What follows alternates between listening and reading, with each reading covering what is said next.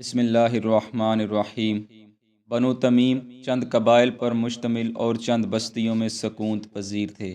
ان کے علاقے پر حیات نبوی صلی اللہ علیہ وسلم میں چند عامل جو کہ انہی کی قوم سے مقرر تھے، جن کے نام مالک بن نویرہ، وکی بن مالک، صفوان بن صفوان اور قیس بن عاصم وغیرہ تھے۔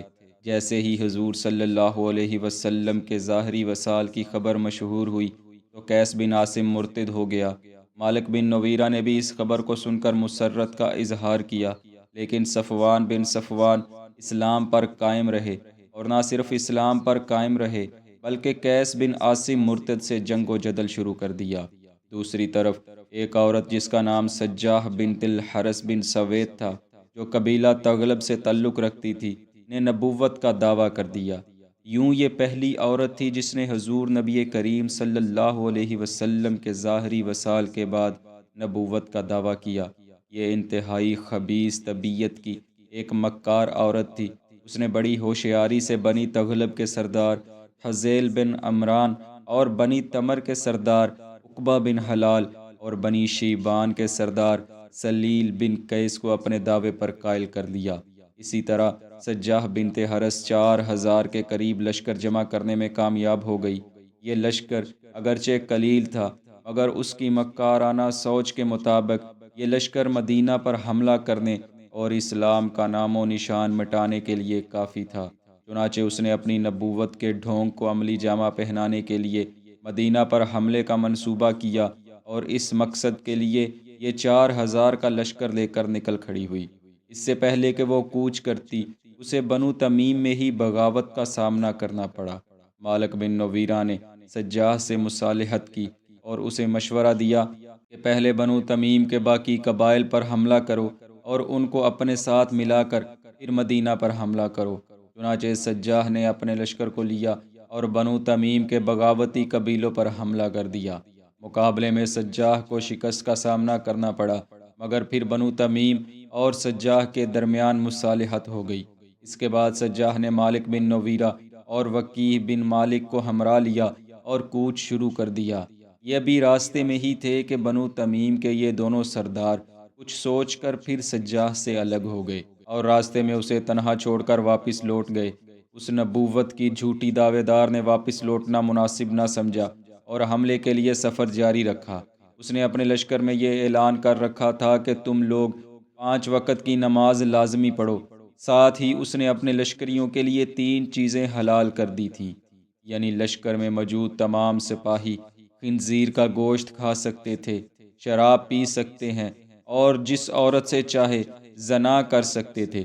یعنی لشکر میں موجود تمام عورتیں سب کے لیے حلال تھیں۔ یہی وجہ ہے کہ ایک بڑی تعداد اس کے لشکر میں عیسائیوں کی تھی، جو اپنا مذہب چھوڑ کر اس کی جماعت میں شامل ہو گئے تھے۔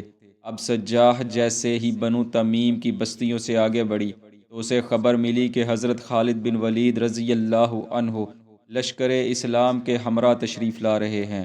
دوسری خبر اسے یہ ملی کہ مسلمہ کذاب بھی اپنی جماعت کثیرہ کے ساتھ وارد ہوا چاہتا ہے، اور وہ بھی نبوت کے دعوے دار ہے۔ یوں اسے پریشانی لاحق ہوئی کہ کہیں مسلمہ کذاب بھی اس کے لشکر پر ہی چڑھائی نہ کر دے۔ ادھر مسلمہ کذاب کو بھی سجاح بنت حرث کا حال معلوم ہو چکا تھا۔ اس کو بھی یہ خطرہ لاحق ہوا کہ کہیں سجاح بھی مسلم لشکر کے ساتھ مل کر اس پر حملہ نہ کر دے۔ یوں مسلمہ کذاب کی شکست یقینی تھی۔ جیسے ہی مسلمہ کذاب کو یہ خبر ملی کہ حضرت اکرمہ اور حضرت شرجیل رضی اللہ عنہم اپنی اپنی جمعیت کے ساتھ یمامہ کے قریب پہنچ چکے ہیں، تو اس نے کمال مکاری سے سجاح بنت حرث کو خط لکھا اور کہا، تمہارا کیا ارادہ ہے؟ سجاح نے جواب میں لکھا، میں نبی ہوں اور مدینہ پر حملہ کرنے کا ارادہ کرتی ہوں۔ سنا ہے آپ بھی نبی ہیں، لہٰذا مناسب یہ ہے کہ ہم دونوں مل کر مدینہ پر حملہ کر دیں۔ پھر مسلمہ نے اس کا جواب لکھا، جب تک محمد صلی اللہ علیہ وآلہ وسلم زندہ تھے اس وقت تک تو میں نے آدھا ملک ان کے لیے چھوڑ دیا تھا اور بقیہ آدھا اپنا علاقہ سمجھتا تھا۔ اب ان کے بعد تمام ملک پر میرا حق ہے، لیکن چونکہ تم بھی نبوت کی مدعی ہو لہٰذا میں آدھی پیغمبری تم کو دے دوں گا۔ بہتر یہ ہے کہ اپنے لشکر کو وہیں چھوڑو اور تم اکیلی میرے پاس چلی آؤ۔ تاکہ تقسیم نبوت اور مدینہ پر حملہ آوری کے متعلق تم سے تمام مشاورت اور گفتگو ہو جائے۔ وہ ملعونہ سجاہ بنت حرس مسلمہ کذاب کا یہ پیغام ملتے ہی فوراً اس کی طرف چپکے سے روانہ ہو گئی۔ مسلمہ نے سجاہ کی آمد کی خبر ملتے ہی اپنے قلعے کے سامنے ایک خیمہ نصب کروایا اور سجاہ کو لے کر خیمے میں داخل ہو گیا۔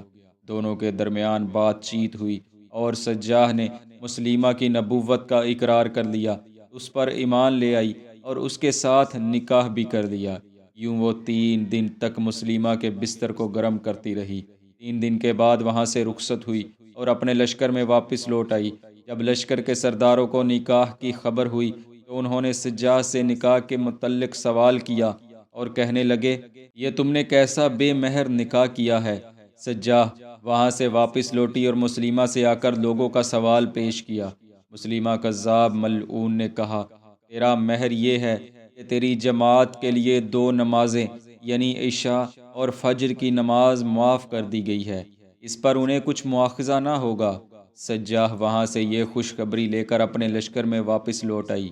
اس کے بعد اس نے اپنے لشکریوں میں سے حذیل و عقیہ کو یمامہ کی نصف پیداوار وصول کرنے کے لیے چھوڑا اور خود روانہ ہو گئی، مگر راستے میں حضرت خالد بن ولید رضی اللہ عنہ جو بنو تمیم کی طرف بڑھتے چلے آ رہے تھے اس کے سامنے آ گئے۔ سجاہ کے ہمراہیوں نے جب حضرت خالد بن ولید کو اپنے مد مقابل پایا تو سجاہ کو چھوڑ کر فرار ہو گئے، اور سجاہ بنت حرس بھی موقع سے فائدہ اٹھاتے ہوئے اپنے قبیلہ بنی تغلب میں بمقام جزیرہ پہنچ کر گمنام زندگی بسر کرنے لگی۔ تاریخ گواہ ہے، سجاہ اور مسلمہ کذاب کی رات کی تنہائیوں میں ملاقاتوں کے چرچے زبان زد خاص و عام ہوئے۔ اس جھوٹی نبیہ اور کاذب نبی نے خیمے میں اپنی شادی سے قبل جو الہامات ایک دوسرے کو سنائے وہ تاریخ ابن الاسیر اور تاریخ طبری میں مذکور ہے۔ یہ نام نہاد الہامات ایسے لغو اور فحش خیالات کا مجموعہ ہیں کہ جنہیں بیان کرتے ہوئے شرم محسوس ہوتی ہے۔ کچھ روایات میں ہے کہ وہ اسلامی لشکر کی آمد کی خبر سن کر روپوش ہو گئی تھی، اور کچھ مدت بعد اس نے توبہ بھی کر لی تھی اور واپس اسلام میں داخل ہو گئی تھی۔ اس کے بعد وہ گمنام زندگی گزارتے ہوئے بصرہ میں فوت ہو گئی تھی۔ اس کے اسلام لانے اور ایسی روایات کی صحت کے بارے میں اللہ عز و جل ہی بہتر جانتا ہے۔ دعا ہے اللہ پاک مجھے اور آپ کو دنیا و آخرت کی تمام بھلائیاں عطا فرمائے۔ اللہ آپ کا اور ہمارا حامی و ناصر ہو، آمین۔